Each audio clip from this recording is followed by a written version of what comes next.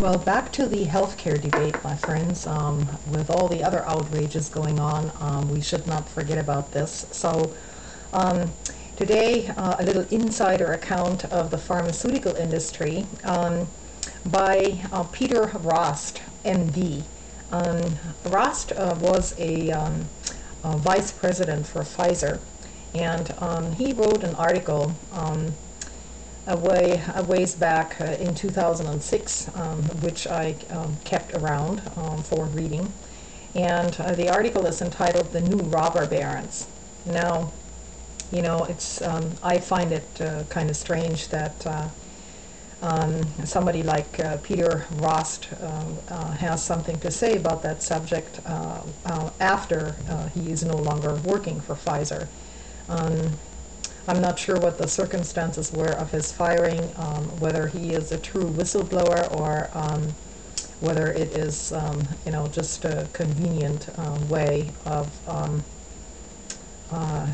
launching criticism without directly being in its path. But anyhow, here's the article.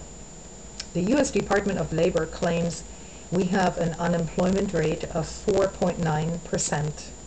According to The Economist, however, the true unemployment rate in the U.S. is over 8% and 12.6 million Americans.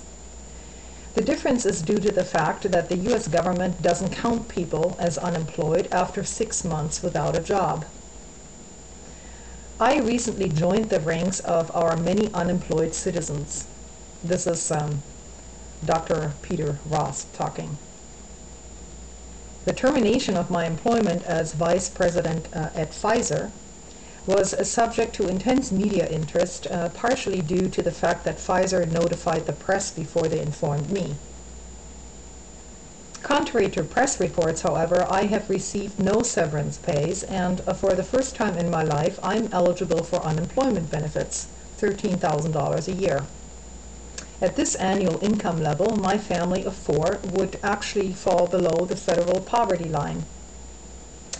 Quite a difference from a year ago when my salary was over $500,000.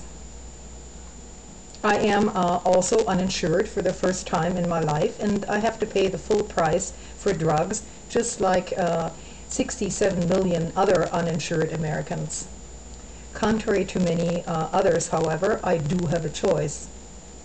In accordance with federal COBRA law, I was offered the opportunity to continue my health care coverage for 18 months. There was only one hitch. I had to pay $15,000 a year to receive this benefit.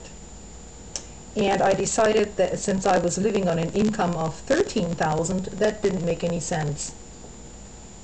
Clearly, the system we have today isn't just broke.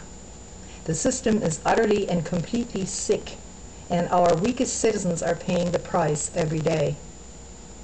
And while I have belatedly been forced to share some of these experiences of our poor, uninsured, and unemployed, my situation doesn't even start to compare with people with no resources, no voice, nowhere to go, and with no one for them to be listened to. Those citizens have something that is called the government, a government that is supposed to look out for the people who can't look out for themselves, but instead focuses on to pay for play money. Today's system is built on greed. Greed is defined as an excessive desire to acquire or possess more than someone needs or deserves. Greed is not a corporate executive who builds an organization such as Microsoft, creates lots of jobs, and happens to get rich. Greed is to become CEO for a drug company such as Pfizer, be responsible for a stock price drop of 40% over his 5-year tenure, twice as much as the Amex Pharmaceutical Index, secure a $100 million retirement package, while firing 16,000 Pharmacia and Pfizer employees, and then get a 72% pay increase to $16.6 million as his reward.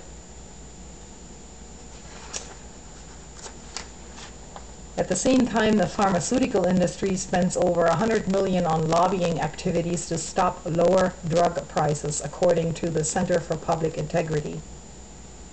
There are 1,200 registered pharmaceutical lobbyists in Washington, D.C., and during the 2004 election cycle, the drug industry contributed $1 million to President Bush. For an industry that makes $500 billion on a global scale, spending $1 million on a president or $100 million on lobbying is pocket change.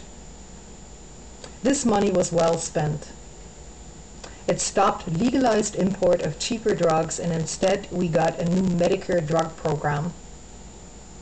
This $720 billion law includes $139 billion in profits to drug manufacturers and $46 billion in subsidies to HMOs and private insurance plans. The program has been such a disaster for our poor and elderly that at least 24 states have now enacted emergency measures to ensure access to medications in at least a couple of weeks. That is what $1 million buys you in Washington.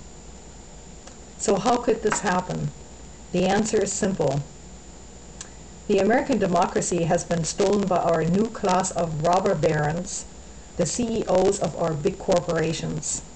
A political system dependent on charity from the rich men in tailored suits with $100 million retirement packages is no democracy.